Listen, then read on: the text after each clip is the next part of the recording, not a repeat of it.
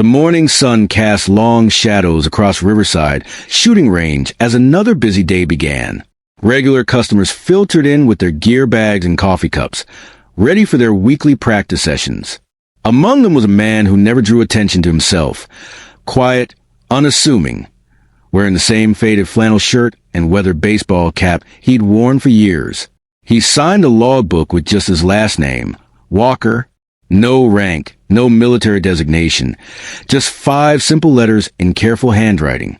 The range staff knew him only as the old guy who came in every Tuesday at 0800 sharp, shot exactly 30 rounds, and left without a word to anyone. What they didn't know, what nobody knew, was about to change everything. Welcome to those who left a trace.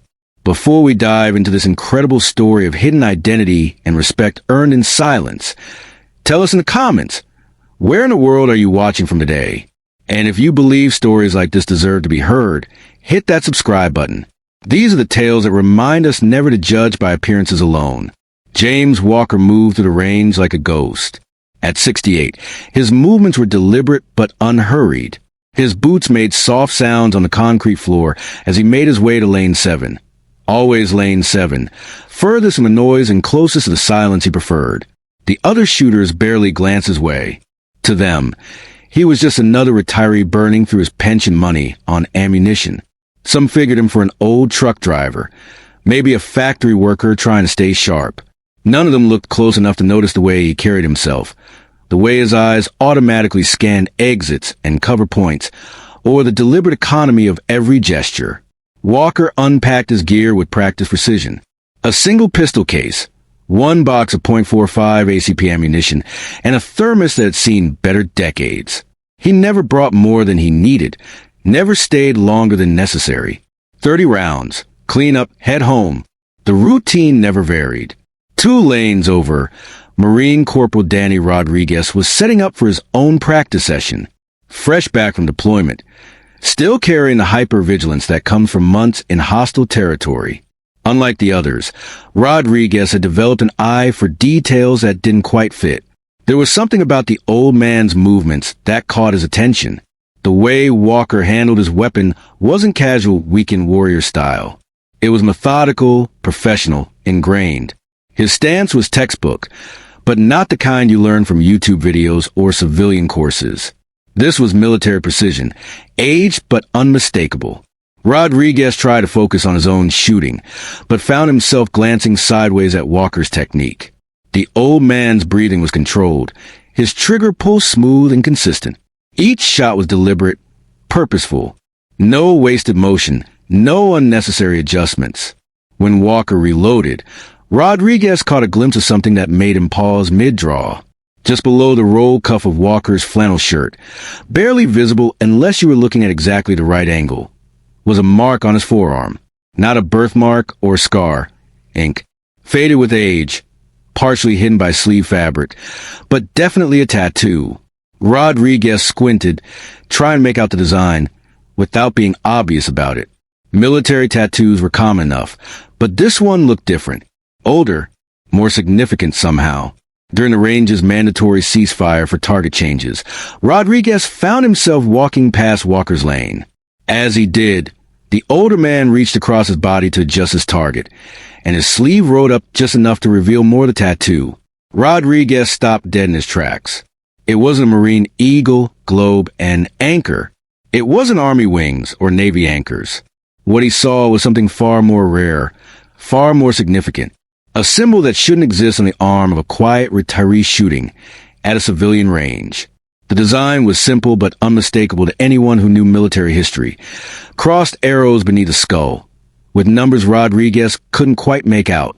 But he didn't need to see the numbers to recognize what unit that symbol represented. His mouth went dry. His pulse quickened. Without thinking, he took a step closer. "Excuse me, sir," Rodriguez heard himself saying, his voice carrying respect that hadn't been there moments before. "That ink on your arm, is that 1st Special Forces Group?" Walker's hand stilled. For a long moment, he didn't respond, didn't even look up from his target sheet. When he finally spoke, his voice was quiet, matter of fact. It was a long time ago. But Rodriguez wasn't satisfied with deflection. He'd seen enough military tattoos to know the difference between unit pride and something deeper. This wasn't just any special forces ink.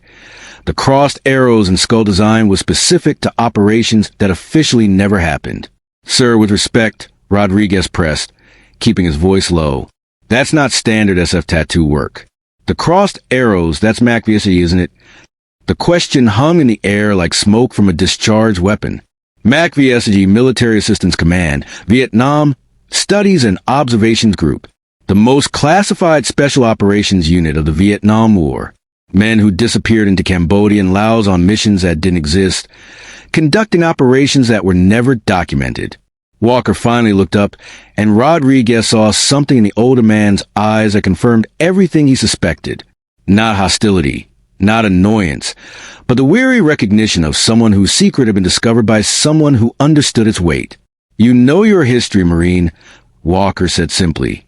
My grandfather served in Vietnam, Rodriguez replied. He told me stories about SOG teams. Said they were ghosts, went places nobody else would go, did things nobody else could do.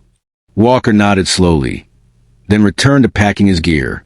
But something had changed. The invisible barrier between them had shifted. Not disappeared, but acknowledged. What years? Rodriguez asked quietly. 68 to 71. The dates hit Rodriguez like a physical blow. 1968 to 1971. The absolute worst years of the Vietnam conflict. The period when SOG teams were conducting their deepest, most dangerous operations behind enemy lines. When casualties were so high that entire teams would disappear without trace. How many tours? Walker paused in his packing. 4. 4 tours with MAC-V-SOG. Rodriguez did the math in his head. That represented nearly 4 years of the most dangerous special operations work in American military history. Men who did 4 tours with SOG were either incredibly skilled or incredibly lucky. Usually both. Sir, Rodriguez said, his voice carrying a new level of respect. I had no idea.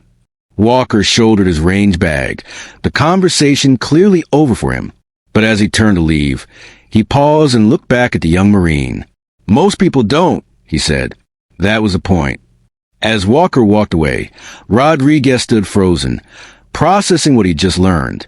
The quiet old man who'd been coming to reign for years, who everyone ignored or dismissed, was a living piece of military history, a ghost from America's most secret war. But Walker's revelation was just the beginning. What Rodriguez didn't know, what nobody at the range knew, was that James Walker's service record contained missions so classified they remained sealed decades after the war's end. Operations that had saved countless American lives and changed the course of battles that history books would never mention. The conversation at the range was about to ripple outward in ways neither man could predict. Word travels fast in military circles, especially when concerns legendary units like MAC-V-SOG. Rodriguez couldn't stop thinking about the encounter with Walker. That night, he called his grandfather, Sergeant Major Pete Rodriguez, USMC, retired, and told him about the meeting. You sure about that tattoo, Danny? His grandfather asked, his voice suddenly serious. SOG ink wasn't something you got at the local parlor. That was earned in places that don't exist on maps. I'm sure, Grandpa. Crossed arrows, skull, numbers I couldn't read clearly. And when I mentioned MAC-V-SOG, he didn't deny it. There was silence on the other end of the line before his grandfather spoke again, his voice carrying a weight Danny had rarely heard. Son, if that man really ran with SOG for 4 tours, you just met American royalty. Those boys did things that would make your Afghanistan deployment look like summer camp. The next Tuesday, Rodriguez arrived at the range early, hoping to catch Walker again. He had questions, not out of idle curiosity, but from genuine respect for what the man had endured. But Walker wasn't alone this time. 3 other older men had arrived with him, and the dynamic of the range had completely changed. These weren't casual shooting buddies. They moved with the same deliberate precision as Walker, the same awareness, the same understated professionalism. Rodriguez recognized the type immediately. Operators. Retired, aged, but still carrying themselves like the warriors they'd always been. As Walker set up at his usual Lane 7, one of his companions, a lean, weathered man with gray hair and intelligent eyes, approached Rodriguez. "You're the Marine who talked to James last week," the man said. It wasn't a question. "Yes, sir, Corporal Rodriguez." The man extended his hand. "Tom Bradley. I served with James in the old days." The handshake was firm, measuring. Bradley was taking Rodriguez's measure the same way Rodriguez had learned to evaluate potential threats in Afghanistan. "James mentioned you knew your history," Bradley continued. "Said you recognize his ink. My grandfather taught me to respect the generation that came before us, sir. Especially men who served in units like SOG." Bradley nodded approvingly. "James doesn't talk about the old days much. None of us do. But when word gets around that someone showed proper respect," he gestured toward Walker's lane. "Well, sometimes the old team gets together for a range day." Rodriguez looked more carefully at Walker's companions. Now that he knew what to look for, the signs were obvious.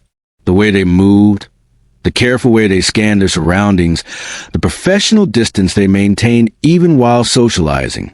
These weren't weekend warriors or casual veterans. These were men who had operated at the highest levels of military special operations.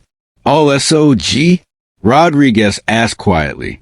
"Different times, different places," Bradley replied diplomatically. "But yes, we all knew each other when it mattered." As the morning progressed, Rodriguez found himself invited into their circle in small ways, not as an equal. He understood his place in that hierarchy, but as someone who'd shown appropriate respect and could be trusted with their presence. During a break in shooting, Walker approached him directly. "Danny," he said, using the younger man's first name for the first time. "Tom tells me you're deploying again soon." "Yes, sir. Back to Afghanistan in 6 weeks." Walker nodded thoughtfully. "Different war, same principles. You watch yourself over there." "Yes, sir. Thank you." Walker reached into his pocket and pulled out something small, a coin worn smooth by decades of handling. He pressed it into Rodriguez's palm. "Challenge coin from our old unit," Walker explained. "Not many of these around anymore. Most of the men who carried them didn't make a home." Rodriguez looked down at the coin. It was heavier than he expected, made of some metal that had aged to a dull silver. One side bore the crossed arrows and skull design he'd seen on Walker's tattoo. The other side had numbers and letters he didn't recognize, along with a motto in Latin. "Sir, I can't accept this," Rodriguez protested.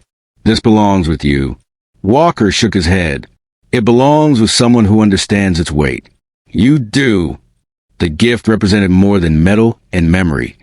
It was acceptance into a brotherhood that spanned generations of American warriors. Rodriguez understood that he was being entrusted with something precious, something that connected him to men who had faced impossible odds and survived. But what Rodriguez didn't know was that Walker's gesture would soon be tested in ways that would reveal the true depth of the old soldier's character and the bonds that connected warriors across time and conflict. The challenge coin became Rodriguez's most prized possession. He carried it through his deployment, through firefights in the mountains of Afghanistan, through moments when the weight of leadership and the responsibility for his Marines' lives seemed overwhelming. In those moments, he would touch the coin in his pocket and remember Walker's quiet strength, the understated courage of men who had faced worse and endured. When Rodriguez returned from his deployment 8 months later, he sought out Walker at the range. But the old man wasn't there on his usual Tuesday morning. The range staff said they hadn't seen him in weeks. Concerned, Rodriguez used his military connections to track down an address. What he found was a small house in a quiet neighborhood, well-maintained but somehow empty feeling. A neighbor told him that Walker had been hospitalized after a heart attack and was now in a veterans care facility across town. The Golden Years Veterans Home was a clean, modern facility that tried hard to feel homey, but couldn't quite escape its institutional nature. Rodriguez found Walker in the common room, sitting by a window that looked out onto a garden. The old soldier looked smaller than Rodriguez remembered, diminished by illness and the sterile environment. But when Walker saw Rodriguez approaching, his eyes brightened with genuine pleasure. "Danny," he said, his voice weaker but still carrying warmth. "You made it back." "Yes, sir. Thanks in part to the lessons you and your coin taught me." They talked for an hour about Rodriguez's deployment, about the challenges of modern warfare, compared to jungle conflicts of Walker's generation, about the timeless difficulties of leadership in combat.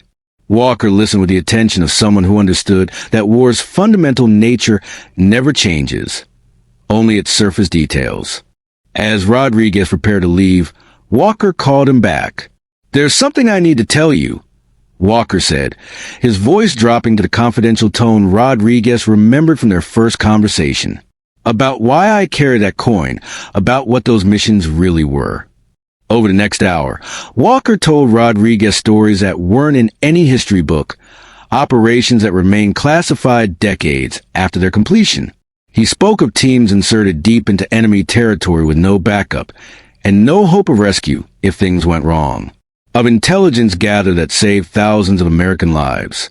Of friends who never came home, and whose names appeared on no memorials. "We weren't heroes," Walker concluded. "We were just soldiers doing the job we were trained for. But the job was harder than most people could imagine." Rodriguez understood that he was being entrusted with something precious. Not just stories, but the memory of men who had sacrificed everything in service to their country and asked for nothing in return. "Why are you telling me this, sir?" Rodriguez asked. Walker was quiet for a long moment, looking out at the garden where other veterans sat in wheelchairs or walked with careful steps. "Because someone needs to remember," he said finally, "not for glory or recognition, but so the next generation understands what service really means."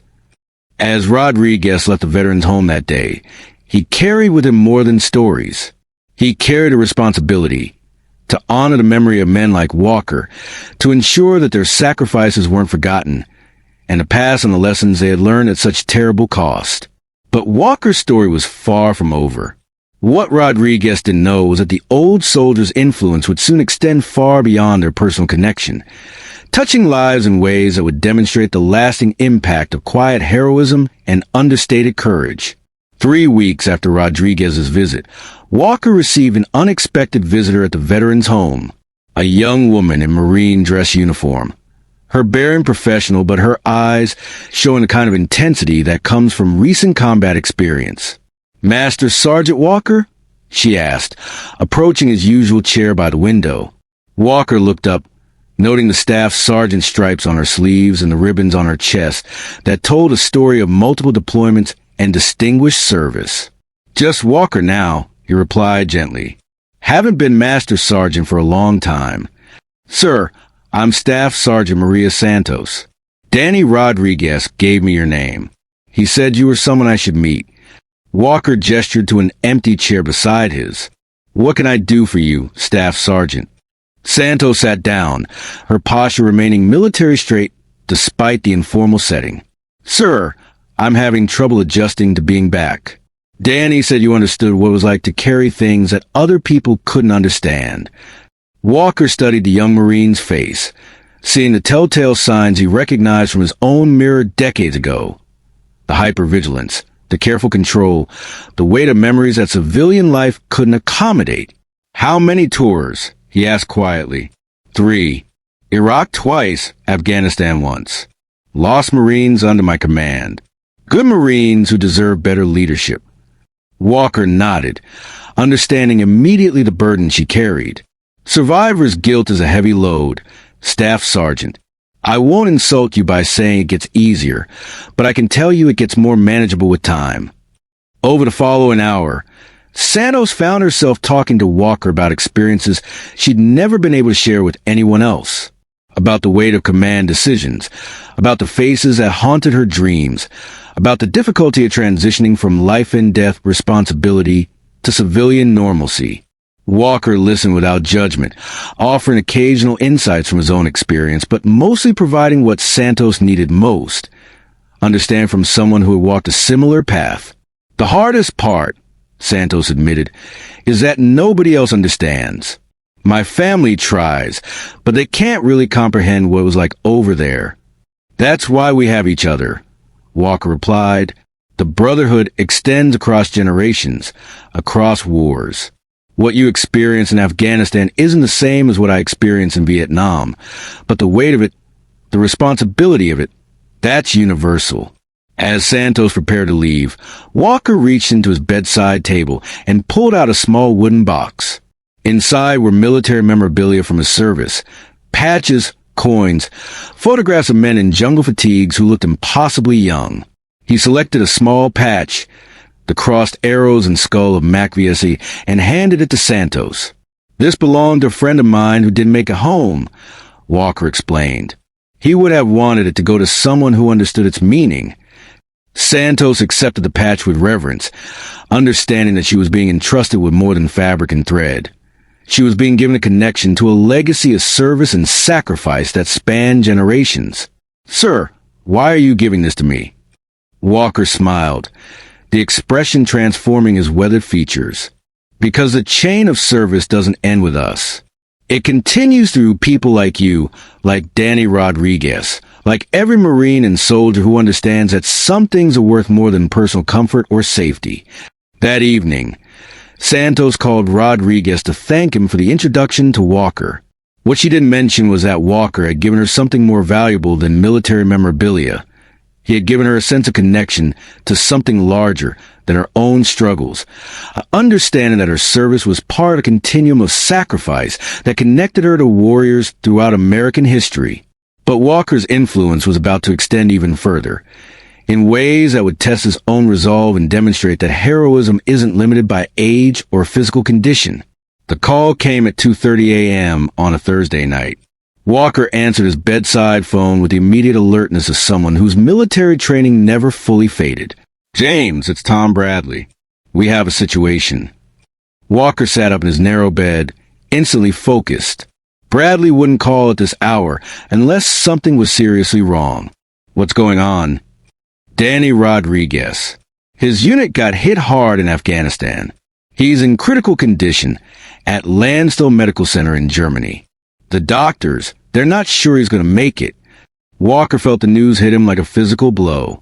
The young Marine who had shown such respect, who had carried Walker's challenge coin into combat, was fighting for his life half a world away. "What happened?" "IED strike on his convoy. Lost 3 Marines, several others wounded. Danny took shrapnel to the head and chest. He's been unconscious for 2 days." Walker closed his eyes, remembering Rodriguez's face the last time they'd talked, the earnest respect in the young man's voice, the way he carried himself with the pride of a Marine who understood his place in a larger tradition. "Tom, I need to get to Germany." There was silence on the other end of the line before Bradley responded. "James, you just had a heart attack 6 months ago. The doctor said no strenuous travel." "That boy is carrying my coin, Tom. He's part of our Brotherhood now. I'm not letting him fight this battle alone." What followed was a whirlwind of activity that demonstrated the power of military networks and the bonds that connect veterans across generations. Bradley made calls to old contacts in the Pentagon. Santos, who had stayed in touch with Walker since their meeting, used her active duty status to expedite paperwork. Other SOG veterans who had learned about Rodriguez through Walker contributed funds for travel. Within 48 hours, Walker was on a military transport flight to Germany, accompanied by Bradley and a small group of other Vietnam veterans who had insisted on making the journey. The flight was grueling for men their age, but none of them complained. At Landstuhl Medical Center, Walker found Rodriguez in the intensive care unit, unconscious, and surrounded by the beeping machinery that was keeping him alive. The young Marine's family had been notified but couldn't afford the trip from their home in Texas. Walker pulled a chair close to Rodriguez's bed and settled in for a vigil that would last 3 days. He talked to the unconscious Marine about their conversations at the shooting range, about the lessons Walker had learned in Vietnam, about the importance of fighting to survive. "You've got Marines depending on you, Danny," Walker said during one of his bedside monologues. "You can't quit on them now. That's not what Marines do." On the second day, Rodriguez's eyes fluttered open. When he saw Walker sitting beside his bed, he tried to speak, but could only manage a whisper. "Master Sergeant, the coin."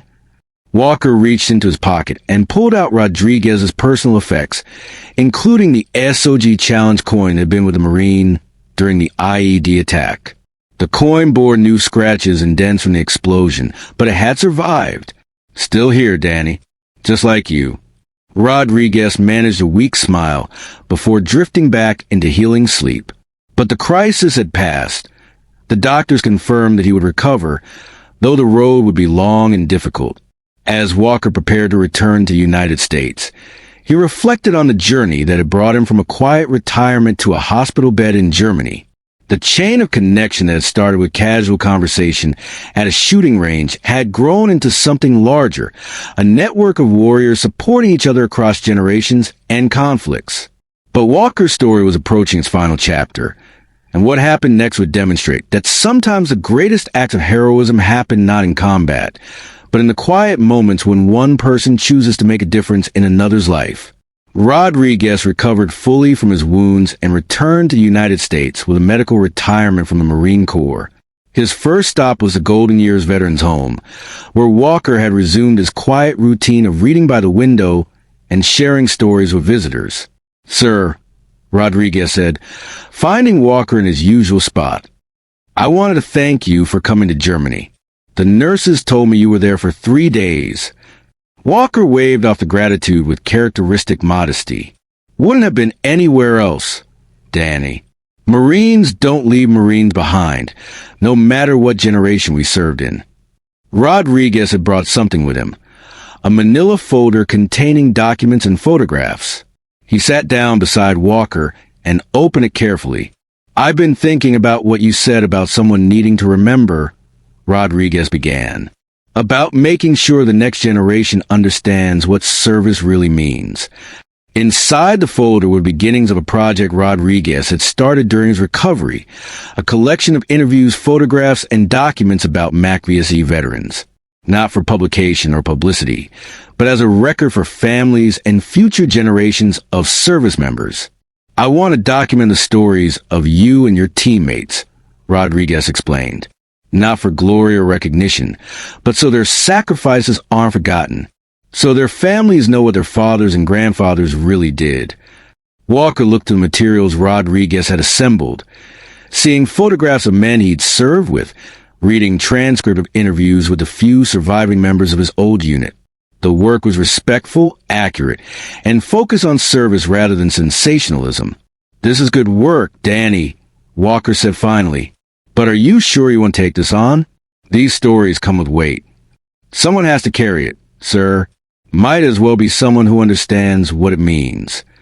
Over the following months, Rodriguez worked with Walker and other SOG veterans to create a comprehensive archive of their service. The project grew beyond anything he had originally envisioned, attracting support from military historians, veterans organizations, and family members of fallen soldiers. The archive became a resource for researchers studying special operations history, but more importantly, it became a bridge connecting the Vietnam generation of warriors with modern service members. Young soldiers and Marines would visit the archive to learn from veterans who had faced similar challenges in different conflicts. Walker found himself at the center of this effort, not as a celebrity or public figure, but as a repository of hard-won wisdom and experience. He spoke to young service members about leadership under pressure, about making life-and-death decisions with incomplete information, about carrying the weight of command in impossible situations. But perhaps most importantly, he taught them about the quiet dignity that comes from service without recognition, about the satisfaction of doing the right thing when no one is watching, about the bonds that connect all warriors regardless of when or where they served. The project that had started with conversation at shooting range had evolved into something larger, a testament to the power of mentorship, respect, and the unbreakable bonds that connect those who have served in harm's way. Walker lived to see the archive completed and officially dedicated. At the ceremony, attended by hundreds of veterans from multiple generations and conflicts, he was asked to speak about the project's significance. Standing at the podium, Looking out an audience that included Rodriguez, Santos, Bradley, and dozens of other service members whose lives he had touched, Walker spoke with the same quiet authority he had always possessed.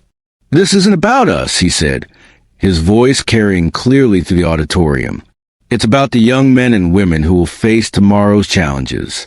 They need to know that others have walked this path before them, that they're part of something larger than themselves, and that service to country and fellow warriors is the highest calling any person can answer." As Walker concluded his remarks, the audience rose in a standing ovation that lasted several minutes. But the old soldier didn't see it as recognition for himself. He saw it as acknowledgement of every service member who had ever sacrificed for others, every warrior who had carried the weight of difficult decisions, every person who had chosen duty over comfort.